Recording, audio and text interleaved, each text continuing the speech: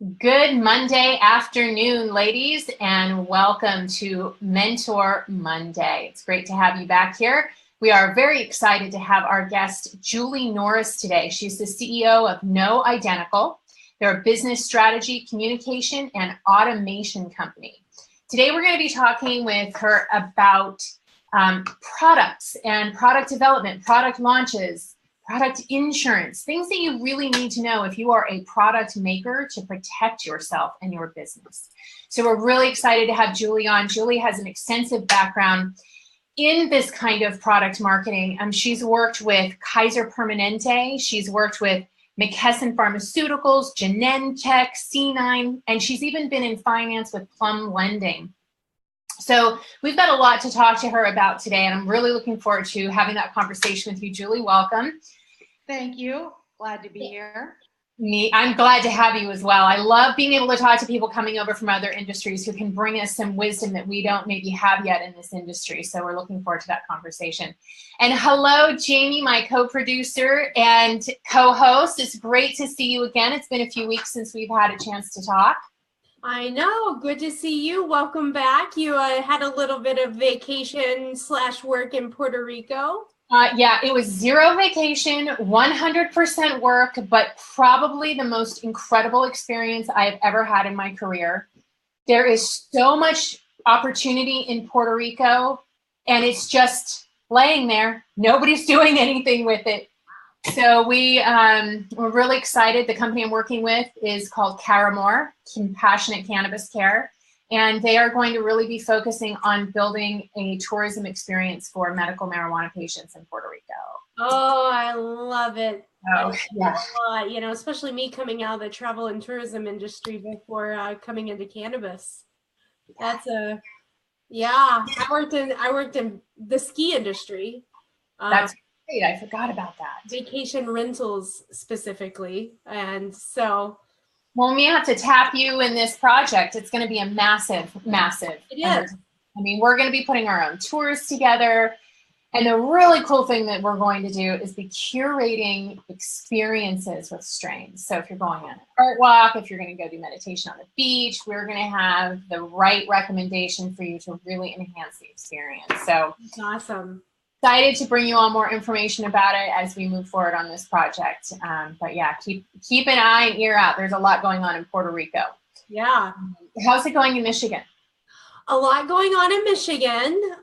You know, last week the state licensing board met, and they looked at 12 applications and approved 9 of them. So that's the first 9 to get a pre-approval from the state of Michigan. So things are starting to come together. You know, the board is supposed to meet every couple of weeks for the next several weeks, and hopefully they're really working hard and going to start issuing some licenses and kickstart our regulated market here. And last week we announced, you know, the municipalities have a lot of control, just like in California. They have a lot of control whether to allow or not allow licensed businesses. And when they don't do anything, that's pretty much saying that they're opting out to allowing. Well, Grand Rapids is one of those cities who has done nothing. So they haven't wanted to make it to a priority, so we're going to make it a priority. We announced last week that we are taking it to the voters. And so we're petitioning now and collecting. We only have to collect like 10,000 signatures, and we're collecting the signatures and getting, you know, rallying the troops right now. And I think that it's going to be on the ballot in November, the same time that West Michigan will be voting for recreational marijuana. Wow. So, you know, I never in my life thought that I would become so damn political. Like, you know, like, oh my gosh, I'm becoming so involved in the politics behind this. But, you know, we can't do business unless we are doing some really important work politically, period. So yes, and I know there's a conflict of interest for you owning a dispensary and running for office, but gosh, you'd be so good at it. I know. What office are you running for? Oh, I'm not running for anything, but you know, Maybe you should. He'd be great at it. It's crossed my mind a lot lately because it's just important. And right now, I think what I'm doing is I'm holding a lot of politicians. I have a lot of influence, and I recognize that. And I'm going to hold politicians accountable. Now I really want to highlight the politicians that are going to help our movement and highlight the politicians that are not helping our movement. Bill Maher on Friday had a really interesting closing. Did you see that? Every word that came out of that man's mouth was on point. Yep. On point.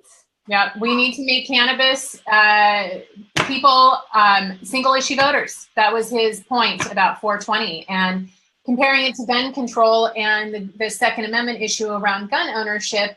And boy, they really do line up, don't they? It's right. A lifestyle. We spend a lot of money on our toys. We have special stores we go to. So, I agree. And that's why I keep kind of urging you in that direction, because you're so primed for it. And we really need, it is a single issue vote. I mean, I will not vote for anybody, despite all of their other leanings, if they're not in favor of cannabis. And we need women politicians. So. And this is why it got leaked like 3 or 4 weeks ago that the Michigan State Legislature is looking into passing something legislatively before it goes to the voters. And the reason why is because they're scared. The Republicans in Michigan are scared they're about to lose control, and they have every reason to be scared because we have one hell of a movement happening here, and it's about to flip. Michigan is about to flip. I'm seeing it, and even if the Republicans do that, I think there's enough people in Michigan now that are educated and are getting involved that it still could flip. I think it's just that big of a topic here. It's seriously like watching a great soap opera play out in your state. I never know where it's going to go, what is going to happen. Well, and it's awesome that California and Michigan are kind of happening at the same time because we're going through the same struggles.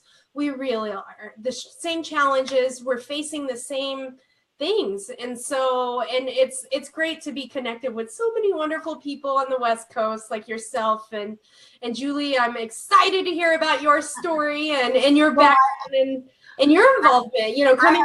I have an idea too for you because you're very politically oriented. Years ago when I was in grad school, I worked for an organization called Personal PAC, which basically it was pro-choice. So I think it's okay to mention that. And what we did was we listed every politician in the United States that was pro-choice and wasn't pro-choice during an election year. And so you could do something very similar. That's how we raise money. I mean, Gloria Steinem was one of our speakers every single year. And essentially what we did was gave the voters state by state, whether it was a local representative or someone in the House, the Senate, or even a governor, a gubernatorial, I can never say that word, gubernatorial candidate. We listed how they fell down on that important issue. So as women entrepreneurs, and that's our target audience, that's something that we might want to consider producing every single year. It's vital. Well, that's a really great idea, and I think I might do that. And it's funny you say that because this morning I came up with the idea. I said I'm just going to do a weekly video, and every week I'm highlighting the politicians that are helping us out, and I am just, telling them about the politicians we need to avoid. And I just want people to look forward to it every weekend and just stay in tune. Because that's brilliant. My marketing, all of my marketing I do is through social media and Facebook. Yeah. I am reaching the millennials, period. Yeah. Well, and you guys probably know this is on topic. 81% last year, video marketing eclipsed digital. Now, granted, not to get this is a nuance, but video is digital, right? So it falls in that major category of digital. But 81% of all information consumed comes from a video. 81%. Wow. And so whether it's a 5-second video, a 15-second video, a 15-minute video, and people spend on average, and it doesn't matter what age they are, people spend on average 15 minutes a day watching educational video to improve their professional lives and their personal lives. And I'm not talking about TV and movies. I'm talking about educational videos. I want to improve what I'm doing both at work and at home. So the fact that you guys are doing this on video is brilliant because people absorb it. They understand it. Yeah, your videos are great. It doesn't even matter if they're 10 seconds. Right. That's what I've been preaching. That is why we're doing the show. Thank you, Jamie. Yeah, that's my game. I mean, and I'm a former television news producer. Oh, well, so you know. Yeah, I totally know. So it's my game. And I think that's I didn't even have to tell you. You knew all that. Right? Well, I mean, it's just something that I know really well. And everything I do is like headline based. Like I I grab them and then I try to keep them with information, the information they're looking for. Relevant information, right? Relevant information. And so that's great. That's awesome. Well, and you knowing this, Kara, this is where companies in the cannabis industry are dropping the ball. There's so much opportunity for video marketing and using storytelling and not enough companies doing it. Mm-hmm. Well, there's a perception that it's expensive, and social media. What people think, oh, social media is cheap. It is cheap. It's free. Entry is free. But if you really want to track it and understand and analyze, you've got to have a lot of time. I mean, and so I think that people that don't have a marketing background, that's why my firm focuses on what's your business strategy? What do you want to accomplish first? How are you going to communicate it? Who's your audience? And then finally, you've got to have some automated tool to make sure that you're understanding if your message is getting out there and who's paying attention. And that's a hard thing to get your head around. It doesn't have to be expensive. You can buy MailChimp for, $9.99 a month. You can use Google Analytics, except Google Analytics wants you to pay. Now they want you to pay. They've made Google Analytics so complicated that you can barely read the reports. But there are options, that are low cost. And that's the thing that, I would recommend to anybody, whether it's a product, whether it's a dispensary, whether somebody's running for office, a political motivation, whatever it might be, is get some kind of foundation, get some automated foundation in place. And I'm always happy to recommend that. You can get online and find it. There's something called Constant Contact. Mm-hmm. Maybe what I'll do, if you guys think this is a good idea, and if the audience thinks it's a good idea, maybe I'll just make a list of different products and different price points, and we can post it. God, that'd be awesome. Thank you, Julie. Post it on the Facebook. Yeah, I'll do that because it's one of the things I find that's so hard in marketing is just finding your way through everything. Do I do this now? When do I do that? It's difficult. So and do you want me to jump in on yes. some specifics? We're rolling in this conversation. Okay. So the first thing I want to just briefly touch on, in any product marketing or corporate marketing or branding, there's 7 Ps. Now, I'm sure most of the people out there have heard about the 7 Ps, but I'm just going to go through them and quickly talk about how they relate to this industry, to cannabis. So the first one is price, right? So you need to know your area. So I'm up on the Mendocino-Sonoma County borders in California. So I'm pretty lucky. I'm around everybody that's been in this industry for a long time. And what I see, for example, in Cloverdale, California, they just passed, and Cloverdale has a population of 8,000 people. There will be 3 dispensaries in Cloverdale within the next couple years. They just passed it. So 3 dispensaries in a small town with a population of 8,000 people is amazing. So there's going to be a ton of competition. So one of the things I want to talk about in price, and I don't know if people are thinking about it, when you enter a market and there's competition, you may want to lower your prices. You may want to take a hit financially just to gain that market share. it depends on your land. If you're the only guy or only gal in town, you don't have to think about price. But if you're in a small community like Cloverdale and there are 3 dispensaries in a population of 8,000, you need to think about price. So that's the first P. Then promotion. Let's talk about promotion. And you guys jump in here. So what does everybody, I'm going to ask the question, what does everybody do for promotion right now? What do you see most when it comes to promoting products and services? Distribution, I consider a service. What are people doing? What I'm seeing is reposting of articles and events, and way over the top, full of emojis and hashtags, which is so... You can't even read it. You can't, it feels like you're being shouted at. And I see that quite a bit, actually. You know, very, you know, of course, very little to no Facebook ads. Lots of Instagram, lots of parties, that kind of thing. But nothing innovative, nothing that stands out to me at all. Nothing differentiating, right? No. What about you, Jamie? What are you seeing? Well, then I'm thinking about the ones that there are some that differentiate, you know, like Cannabis, like their products and what they do is very different from others. But, you know, it takes like, and the reason why they're different is they obviously have like a staff photographer or something. Yeah. You know, like it is obviously, and that I think like that's a expense worth worth spending. Right.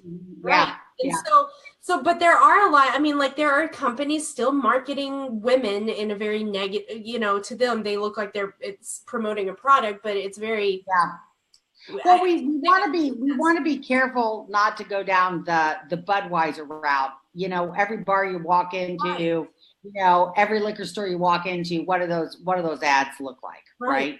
We know what they are. And, every woman's got to make a living, so I hope that the women on those ads made a lot of money. But so you know, so we want to think about that differently. And this is one thing I'd love your opinion about. This one thing I was thinking about. So there was so much press up around Cloverdale where I'm you know, at least 50% of the time around kids in the school and where these dispensaries were going to go in, right? So I'm thinking, if you're going to differentiate your product, now I'm just talking about you're selling, you know, a cartridge, you're selling a sublingual, you're selling, you know, basically something you can smoke, right? Think about promotional things rather than giving somebody a T-shirt or giving somebody a lighter. And I'm talking about physical promotion now. Why don't you start building branded lock boxes? So that if there's a family that has, you know, younger kids and they're going to go out and buy cannabis, then why not promote lock boxes and talk about, we are your safe alternative. We understand how important this is. Another thing, if you buy more than a certain amount, I'm just throwing ideas out, I'm brainstorming here, but why not do a sponsor and education class at the Boys and Girls Club in a local community? So hitting the negative aspects of cannabis use, and the biggest fear I see out there is youth getting access. So I think that dispensaries, I think product manufacturers, I think they need to focus a lot on really giving back to the community and doing things that are safe. Now, I don't know if anybody's going to remember this, but in the 90s, does anybody remember the Camel cigarette guy, Camel Joe, on the cigarette? Yeah. So do you remember what happened with that? They got rid of him, right? Like he's not banned. 50% more children the age of 6 associated Camel Joe with cigarettes than they did Mickey Mouse with Disney. Wow. I mean, that's on Wikipedia. I found that. That was my resource. Wow. Or no, it wasn't 50%. I'm sorry, 1 out of 5. That's huge. So the other thing you've got to be really careful is when you start to build your brand, don't make it a cartoon. Don't make it something that's going to appeal to somebody under, 20. I don't know what the laws are in different states, but it's 21 in California. I figure it's 21 everywhere, right? Yes. Don't make something that's too much of a cartoon, because you're immediately going to be targeted. Like, I look at Bake Brothers. Is that what it's called? Bake Brothers. I wrote it down. I've got so many notes here. They make products. They're amazing. They have amazing product placement. I suggest everybody look at Bake Bros. That's the name of it. Bake Bros. So they clearly define on the label what the ingredients are. They clearly color code the different things you're getting. They have everything from edibles to sublinguals.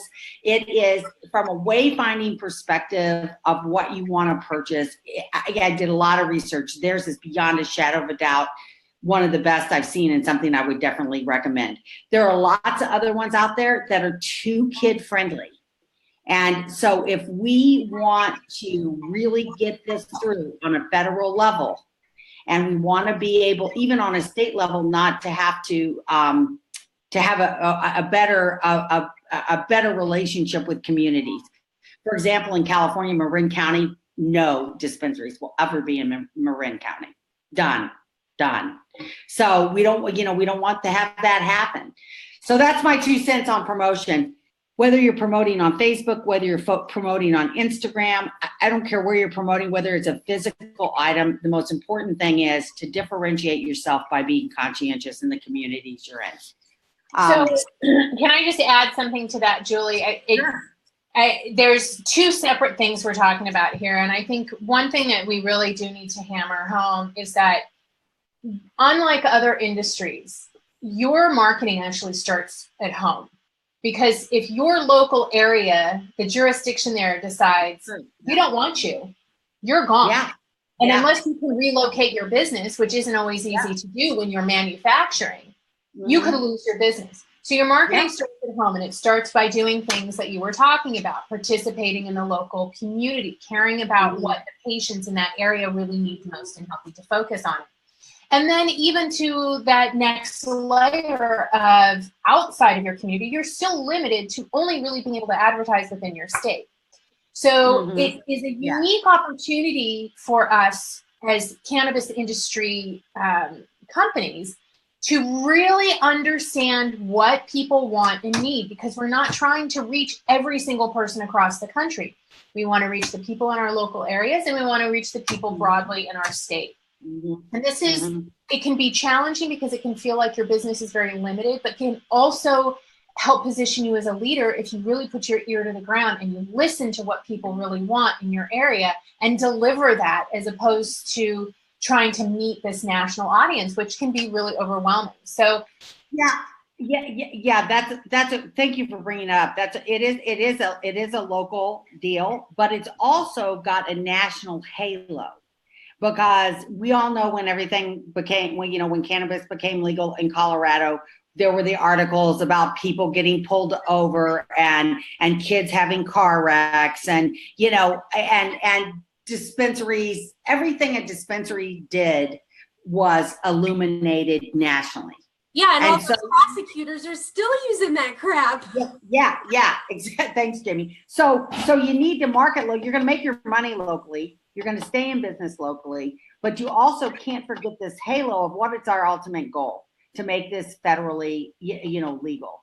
And at this point, I want to bring up a site. It's called IAB.com. So Indigo Alpha Bravo.com.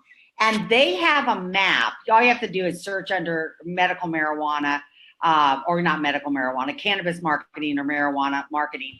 And they have a map, and you can click on every state and see the advertising regulations in every state. It's amazing. And what's interesting, it's basically falling into the exact same category as cigarettes, as alcohol. And from a pharmaceutical perspective, it's starting to take on some of the same, the same characteristics of pharmaceutical marketing, where you have to have extensive labeling, because especially if it's an edible, you're going to have extensive labeling. So right now, so I hope this doesn't sound crazy, but right now is time to build a brand, because the further we move along in marijuana or cannabis, I say marijuana a lot, I guess I should say cannabis being legalized for adult consumption, general consumption, more things are going to happen, both positive and negative. Now's the time to build your brand. Now's the time to build your brand reputation, because all of a sudden, who knows what state assemblyman or woman in California is going to get on a rampage and do something that's going to make it so difficult to product market that it's going to be crippling to a lot of people. So I don't want to sound negative. I'm just saying, prepare now, build your brand, be the amazing corporate citizen, be the amazing, because most of these groups are corporations, right? Or LLCs. Be the amazing corporate citizen, be the amazing person in your community. I think, Jamie, you sound like you're doing that where you are, right? People know you, you're doing your videos. Yeah. I think some of the things you're doing are great examples. Yeah, like, and that's what I'm saying, like, just there's so much opportunity for that. Like, I shouldn't be the only one doing this here. Yeah. And I also think that there's, I'm looking down. Sorry, you guys. I'm looking at some of my notes. The other thing you've got to do is you've got to decide what your goals are. Do you want to, how much do you want to sell? It's just like the wine industry. You know, do you want to, if you're a cultivator, if you're a wine grower, do you want to sell 2,500 cases a year, or do you want to sell 250,000 cases a year? So what's your ultimate goal? And so once you know your goal, you're going to understand better how to put together, you know, your product marketing and your product branding. I guess there's so much I can talk about. I want to end quickly, and then I'd love to take questions or continue the conversation. I also want to end on product liability. Okay. So we haven't finished the 7 Ps. Are we going to get to those? Oh gosh, sorry. That's okay. I'm so used to the 7 Ps. Okay, so there's price. 7 Ps are, Julie, you gotta know. I know, I'm so used to them. Those are the ones that really, well, I was like, this is what they've got to focus on. So price, promotion. Yeah, physical. So the environment where, you know, the dispensaries you're going to put your products in, is it the kind of place you want to be? You know, go in and check out the people behind the counter. Are they educated? Are they smart? You know, if it's a dispensary that focuses predominantly on recreational use, then you want people that are fun. They want, you know, you want somebody maybe to describe your product as, this is great to go to an AC/DC concert. This is great to go to an ambient, you know, kind of concert. This is fantastic to clean your house. You know, I'm just throwing out some ideas, but, you know, that's recreational. You know, buy these gummies for your next party, but make sure you let people know, you know, what the effects are. If it's medical marijuana, people that have chronic pain aren't going to want to go in and buy from somebody talking about a party because they're sick, and vice versa. People that are trying to, you know, buy something for a party don't want to be with somebody that's sick. I hate to say that, but you really got to differentiate where you're going to be.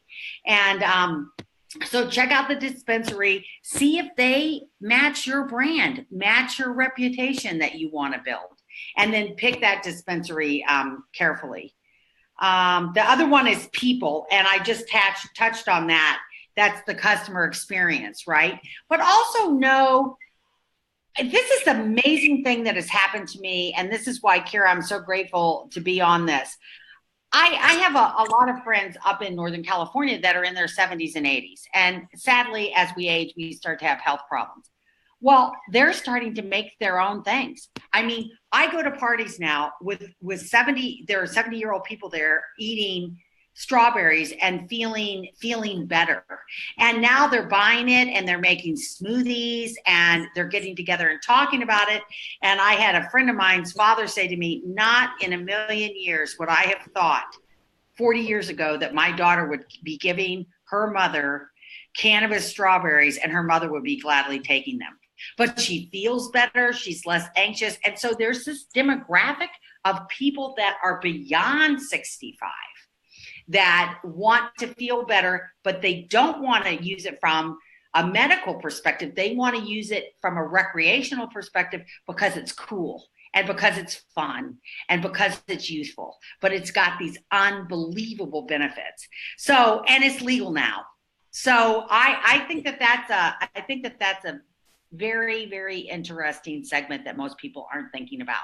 Well, that's right in line with my article that just came out today in Cannabis Dispensary magazine. And I suggest that women over 40 are going to drive the consumer market. And you just back that up. Yeah, yeah. And I think that it's women over 40, and then I think you're going to hit women over 65, right? Well, as you said, that it's, she's giving it to her mother. And so the woman over 40 is the pivotal person who's taking care of her husband, taking care of her parents, dealing with her perimenopause, menopause, right? Often still her kids too. So we're kind of the juggernaut, but we're waiting until it becomes rec legal. And I heard a lot of people say, oh no, they're coming in through the medical door. No, they're not. No, they're not. They're not. Legal, and they're coming not. That door. Well, and the other thing is there's this halo of, oh yeah, well, if they're using it at 70, they've probably been using it their whole life. They may have been stoners or whatever. Well, one of the people I met's a dentist, a retired dentist, so he really understands chemistry. He understands anatomy. He's a doctor, right? Well, a dentist, but he's got all of his friends. He gives them all different kinds. He basically must have a taste testing room. So they try everything out and then they decide what they like. I don't think that they're not going to want stuff that's advertised or marketed in a cutesy way. They're going to want to know exactly what it is. They're going to want it big letters. This is what you're going to expect. And I am just thrilled to start seeing that evolving market. It's so cool. All right. So people know who lives in your community, know who's there. And then the product, that's pretty standard. One of the things I want to talk about product though, if you have more than one product, you need to think about your branding and your product marketing architecture. So people may have heard of that. They may not have heard of it. But what it means is you're going to have a master brand. So an example would be Starbucks is a master brand, but Starbucks has a Frappuccino and Starbucks has a bold coffee, and they have all different coffees, but they all fall under the master brand of Starbucks. So you have to decide, do you want to have a master brand or do you want to have independent product brands? And I would think in an emerging, I don't think I know this, in an emerging industry like that, like we're in, regardless of what your products and services are, you need to have a master brand. You need people to know who you are first. So when you build a master brand, think about it as an umbrella and how you're going to position that brand as the conscientious. What was the name of the place in Puerto Rico? Conscientious Care. Is that what you said? Paramore is the name of the company. Paramore. Well, that's a terrific master brand because you could put all kinds of different products underneath it, all kinds of different services underneath it, whether it's meditating on the beach, like you mentioned. So think about that master brand and then think about the products and make sure that master brand is broad enough that you can develop different categories. So it might be edibles, it might be sublinguals, it might be tours with edibles and sublinguals. It might be going up and doing an agricultural cultivation environmental tour, so there's all kinds of things you can do, but think about building a brand that can expand and you can have multiple products under it. Then process is the 6th P, and process is making sure you've got some kind of automation and you've got some kind of standard process. So make sure that your products are in the dispensary when they're expected to be in the dispensary. Make sure that you never run out. Make sure that if you're going to change a product line or you're going to stop making a certain product, that you notify the people that are using that product that there's something better coming out or something that they'll like as much. So make sure you've got a process to keep your product always available. And if it's not available, make sure you explain why, because you're setting an expectation, and the minute you change an expectation, that freaks people out. And everybody knows this old marketing rule, right? If you're happy, you tell 8 people. If you're unhappy, you tell 35.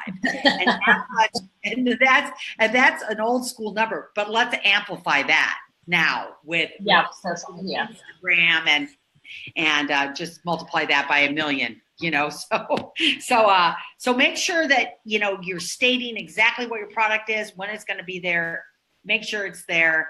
And then another thing, I want to talk about with process, and this falls under all of it, is the product liability. So your product, when it goes into dispensary, it's part of a process. And when you have product liability insurance, the product cycle, as everybody knows, it's cultivated, or maybe not. It's cultivated, then it's shipped somewhere, then it's manufactured, it's put into a product, it's labeled, goes into a dispensary, somebody uses it. That's the chain. That's the product, distribution life cycle. And at product liability, you're liable if you have a product at almost any level. Even if the dispensary sells it wrong, or even if the distributor, like a big bunch of it falls off the truck and people get a hold of your product, that wouldn't happen. But you're liable at some point. And I spoke with his name is Corey Tobin, and he's at Bolton Insurance in San Diego, and he specializes in product liability for cannabis. And he told me that LA County is now requiring product liability insurance. I don't know the extent of that. I can also, send his name and number, and we can get that out and people can talk to him about it.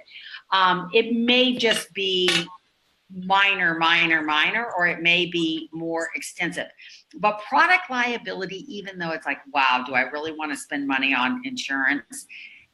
If you have product liability insurance and you've got a community that is adverse and pushing back on cannabis, if you have product liability, that's another representation of being someone that's conscientious, that's professional, that's making sure that they're protected, as well as the people that are purchasing their product.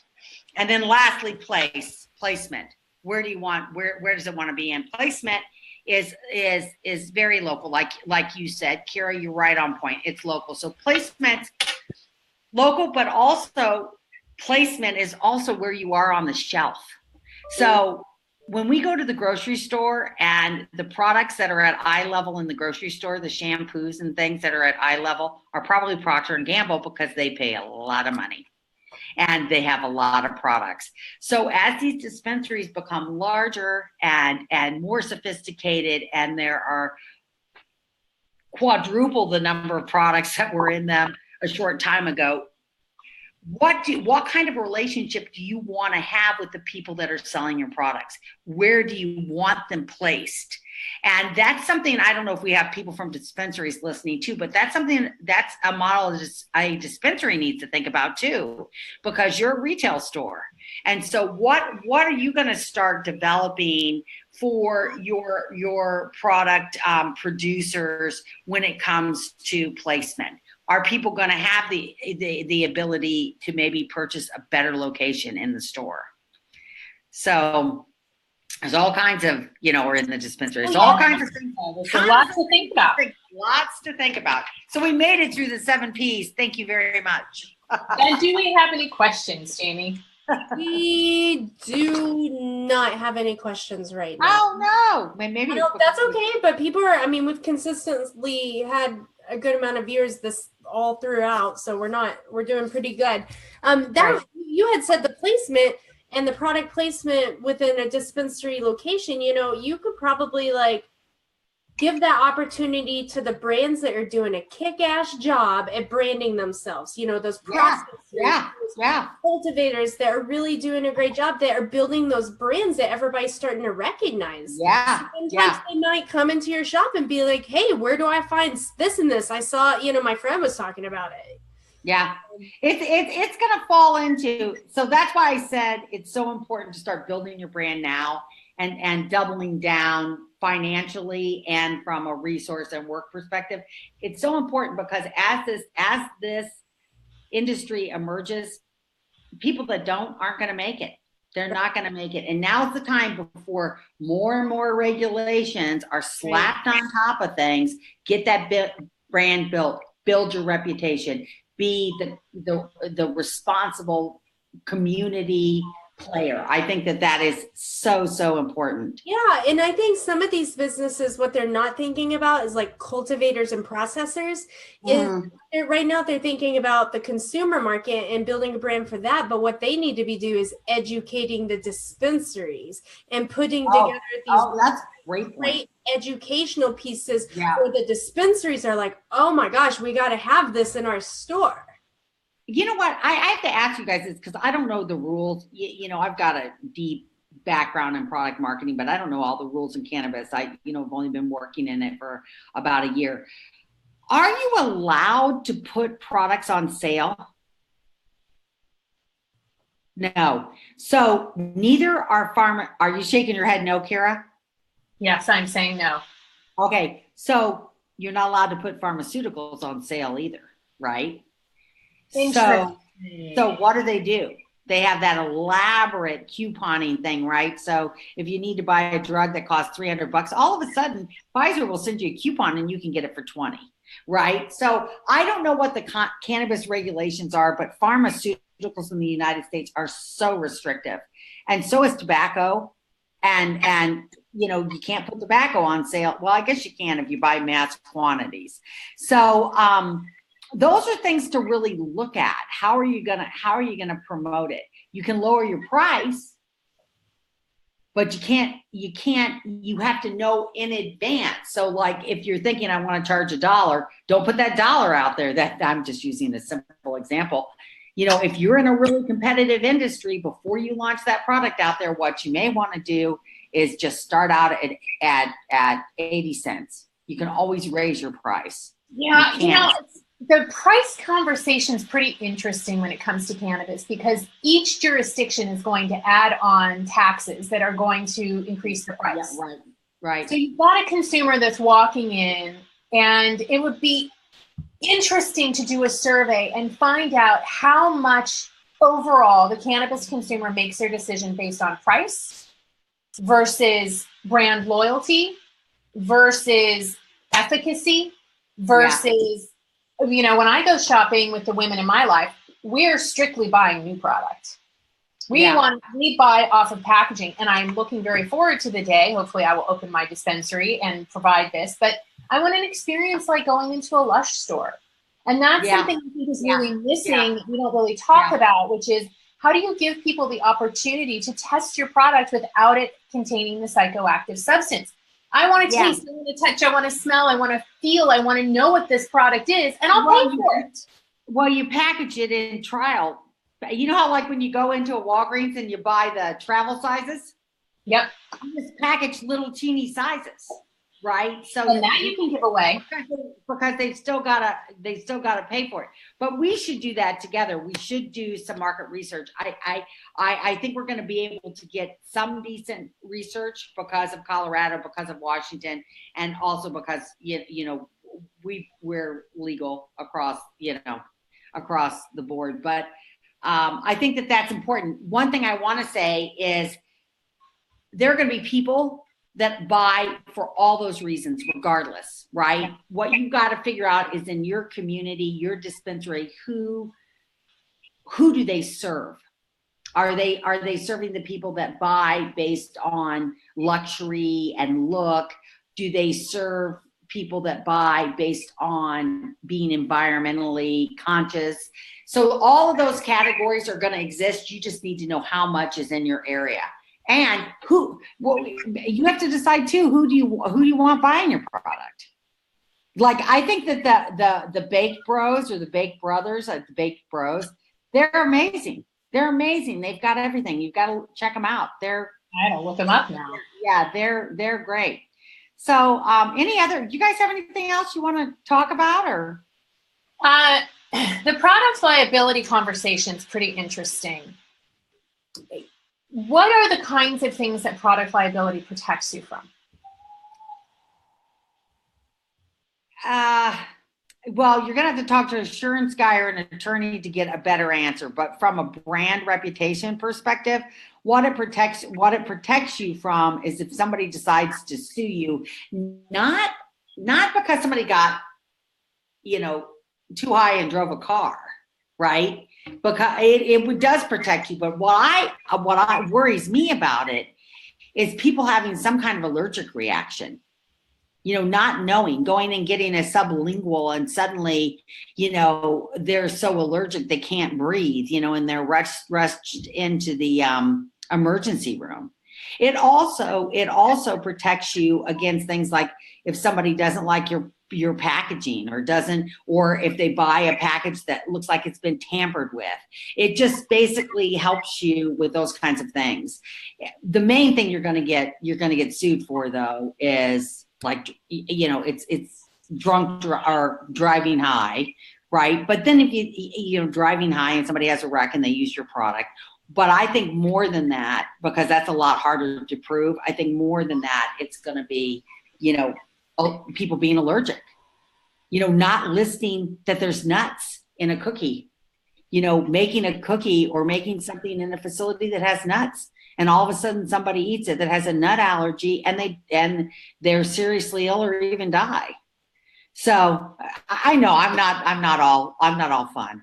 I'm all about I'm all about. Well, we have to talk about this. We have to, because we have a lot of women starting product businesses. Yeah. And if we are left open and we're vulnerable in these ways, we'll lose our businesses. And I don't want to see that happen. So the other thing I do want to say about women, which is very cool, women are more careful than men. Women aren't, they really are. I mean, and also, like you said, they're going to be the ones that really grow the industry, women over 40. Well, let's use another healthcare example. The women that buy the healthcare products, the women that take care of the health of their family, whether it's the food that they put on the table for their kids and significant others, or it's the hospital they go to or what they buy at a pharmacy, it is women, predominantly women. And so they're reading the labels, they're paying attention. And so I think it's great. The women entrepreneurs, it's going to be interesting to see what happens, but I bet the women entrepreneurs in cannabis are more careful, that the templating of their product labels are going to be more thorough. Just think about the nature of women and what we've done. So we're going to be a step ahead, I believe. So the last thing that I want to cover with you then is the other side of that. So we can protect ourselves with insurance from somebody getting hurt by our product, but we can't protect ourselves from our reputation and the fallout of something like that happening. So how can we go about doing that? I mean, you can't buy insurance for something like that. Yeah. Well, okay. This is going to sound so bad, but you hire somebody like me. So, because that's, I do branding, reputation, communications, right? So I'll give some examples. I'll give this a perfect example. If a doctor cuts off the wrong leg, but everybody likes him, he's less likely to get sued. If a doctor is not liked and they give you, too many aspirin and there's no ill side effects, but you throw up that night or whatever, you get sued. People have to like you. People have to trust you. People have to know that that you have the credibility, the integrity, and the business processes in place to protect them. I mean, that's, and so you communicate that. You build this foundation of your business. You build a brand based on caring about the community, wanting the community to have some fun, knowing that adults can use this responsibly. And then if something happens, then you've got a foundational reputation to rely on. And somebody like me, what I would say is look at all the great things that we've done. And you come out and you apologize. You immediately apologize. You talk about every negative piece of PR is a way for you to communicate and build your brand and reputation for the better. Okay, so let me ask you, that being said, what is your opinion about Starbucks and how they've handled this issue last week? Well, the CEO, okay, so that's a great question. The CEO coming out immediately and apologizing, and there was swift action taken against the person that committed that. I do not think they've done enough. They should have immediately turned around and given, I don't care how much money. I mean, they've got plenty of money, given a ton of money to different African-American organizations, even the ACLU. That's what they should have put it, and if Howard Schultz was still the CEO, they would have done that. Because actually Starbucks was one of my clients years ago. And so it depends on who's at the helm. Now, on the flip side, when all the immigration stuff that was happening at the beginning of the Trump administration, do you remember what Starbucks did about that? They immediately went out and said, we're going to hire immigrants. And they actively started searching for immigrants to come in and give them a job. They handled that beautifully. But it's not going to seriously damage their reputation across all demographics. But if I was an African American, and that's a very, that's a big part of our population, important part of our, important American citizens, I wouldn't step in the door until I saw him put some money behind it. That's my opinion. What do you guys think? I really, compared to the ways that a lot of other companies have handled these kinds of issues, I think they've done a great job.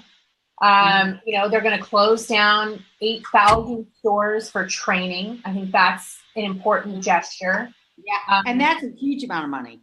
It is a huge amount of money. Yeah. And, they could potentially become opinion leaders in that way and lead other corporations. And then I saw an ad yesterday that Starbucks is now providing bathrooms, Wi-Fi, and shelter for all, with that's terrific. An intention to end homelessness. And I think that's amazing. It will be interesting to see how they execute on that without becoming homeless shelters themselves. Yeah. But there is a need for that. And I hope that kind of thing starts to really push innovation in how we deal with it. But that's so all of that's great. I didn't know that, but all of that's great, but that's not what the issue was. That's not what the issue was. It was blatant discrimination. Yeah. Blatant discrimination. So you know what? So from a reputation perspective, don't try to candy coat that. You know what I mean? Don't deflect. It's like when all the banks were, when we had the crisis in 2008, all the banks foreclosing on hundreds of thousands of people's homes. And then they were out promoting how they're green and how you can have paperless statements, banking statements. You know what? Give somebody their house back. Yeah. So I've had to deal with a lot of stuff, especially in healthcare, right? And so I think you need to stay on topic and stay on the issue. And I think all that stuff is great, but a lot of that is kind of a deflection from what it truly was. And I'll tell you one organization that does an amazing job with that whole homeless issue is Macy's. Macy's will never deny someone access to their stores. Never. Unless they're, brandishing a weapon or something. And that's amazing because people will go up to their furniture department and hang out for a while and rest, but they have done that for decades and have an amazing reputation for that. I think Starbucks is doing some good things, but they should have stayed right on point. Yeah, I agree. It's a lost opportunity to have that conversation at that level. And, the African-American community, the Black community, they deserve to have that conversation, be front and center and not push. Or they should have said, or did they say anything like this? I don't know, Kira. Did they say anything like they're going to hire 20% more African-Americans, that they're going to go to Howard, they're going to go to Hampton, they're going to go to Rice, they're going to go to other schools that are predominantly, African-American schools? Did they say anything like that? Not that I've heard. Yeah, I think they did it. I'm pretty disappointed with. Well, you know, what this means is that the cannabis industry and our brands have the opportunity to step into that space and have conversations and change things. I mean, we're already used to talking about things that are controversial. We've already been fighting an uphill battle. We've lost a lot of people to the drug war unfairly. We are the ones that can actually start having that conversation legitimately and really start to change things. So, you know, again, everything you've been saying in this conversation is about community. Figure out what your community wants. Give back, give back. And I push that line a lot too. And I think that for bigger companies who are going to have a more high profile, they're really the ones that could pick up those conversations and really start to change the conversation and give back to the community as a way to win that goodwill to protect their brand reputation. Yeah. Well, and one thing I want to conclude with, you know, everybody calls it, at least in California, you know, calls it this big gold rush. It's the gold rush. It's the gold rush. Show me the nuggets. I don't care how much money you make. If you blow it from a reputational perspective, you're just dead, and you won't make any more money. So lay that foundation, be the responsible, credible, thoughtful, ethical, all those words, right? Build that business based on that. And then regardless of the controversy, you'll survive it. You'll survive it. So very wise words. Thank you very much, Julie. You're welcome. This has been a really fun conversation. Yeah, it has. Thank you. I'm thrilled. Thanks for the invitation. And Jamie, I'm thrilled to meet you. It sounds you're doing amazing stuff. And Kira and I have talked a few times, but it's great to see everybody's face. Yeah, nice. Thank you very much for the kind words and for doing what you do. Yeah. Well, we'll fight this. We'll fight this and together and make great things happen. Do you ladies feel like something could happen like really soon federally? Like, yes. Right? Like, yes. That momentum, like last week was such a huge week for our movement. Oh, you mean with session? Well, what session saying? Everything. 420 went mainstream last week. I have never seen anything like it. I was like, oh, the rest of the world's encroaching on my world now. But it was everywhere. Everywhere. One reminder, it is February 23rd. I think the FDA is seeking April 23rd. Or April 23rd. I think the FDA is seeking testimonials up until today for, you know, how do we feel about rescheduling or descheduling, you know, and they're supposed to take that information back to the World Health Organization and say, you know, this is how our country feels on the issue. Well, Schumer putting forward that bill, and, you know, it made me look, because all that conversation last week, it made me look back on the last few months that Sessions has been saying we're gonna clamp down. He hasn't been able to accomplish anything because the industry has pushed back so hard. So it's made me realize, you know, you're right, Jamie, there is, and I had that thought last week, it's coming because the world has already embraced it. And not only that, but I got a call from someone in Portugal, and I didn't know this, but there are several countries that are importing medical marijuana. They have medical marijuana programs and they don't allow for cultivation. There is a massive green wave coming globally. There's a green wave coming globally right now. Well, that would be great because I don't know how many I don't know if you guys have been to the Middle East or to India. Not going to the Middle East. It's a capital offense. And so you know, we're going to hit it in some locations, but boy, I tell you, there are so many backward aspects of the world. So we need to keep that in mind. You know me, you guys, I'm always I'm the downer. Sorry. Oh no. Hey, we have tough conversations here, you know? We have to. We can't pussyfoot around this stuff. Yeah. No, we can't. So, yeah, we gotta take this stuff head on. And the reality is, Jamie's right. I think this is coming. It's coming much faster than any of us expected. It's happening globally at a rate most people don't even realize. So yeah, we're in a good position, but you're right. We do need to protect our brands, both from an insurance perspective and from a brand reputation perspective. Yeah, and I'm here to help anybody that needs the help. I am pretty passionate about it. After working in healthcare and with pharmaceuticals, I think it's a very, very important thing that's available to everybody that needs it. Where can women find you, Julie? Oh, at noidentical.com or at Julie Norris at noidentical.com. And Julie's going to be contributing content to Caden Academy coming up, right? Yes, I am. And offering some discounts on her services to our members. Yes, you bet. Excellent. Happy to do that. So, thanks again. You're welcome. Are we wrapping? Yeah, let me just do my close out and say goodbye. Okay. Ladies, thank you so much for joining us. We've had a very lively conversation today with our guest, Julie Norris. Thank you, Jamie. We actually have a Founder Friday. We haven't had a Founder Friday in quite a while. We're going to have Rachel Cartwright on.